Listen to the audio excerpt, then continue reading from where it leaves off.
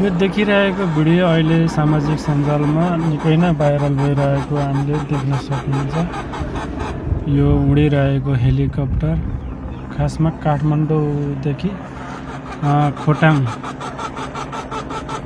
ठ्याक्कै यो कुन गाउँ हो भन्ने कुरा आधिकारिक रूपमा पुष्टि भइसकेको छैन।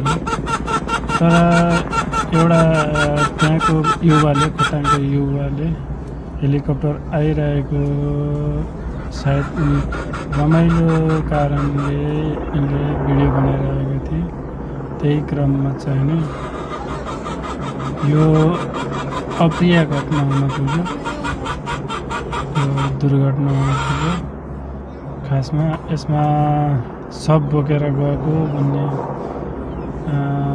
काहीँ हल्ला सुन्नमा आयो। दुर्घटनामा कति क्षति भयो त्यो त पुष्टि हुन बाँकी नै छ। तर यो भिडियो हेर्नु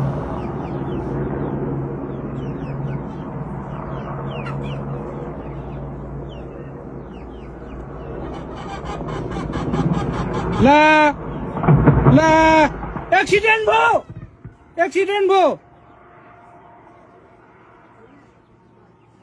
ला ला एक्सिडेन्ट भयो यार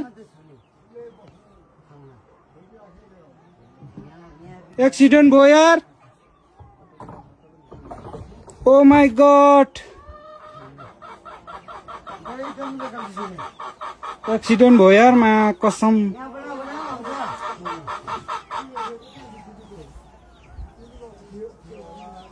ओ माय गॉड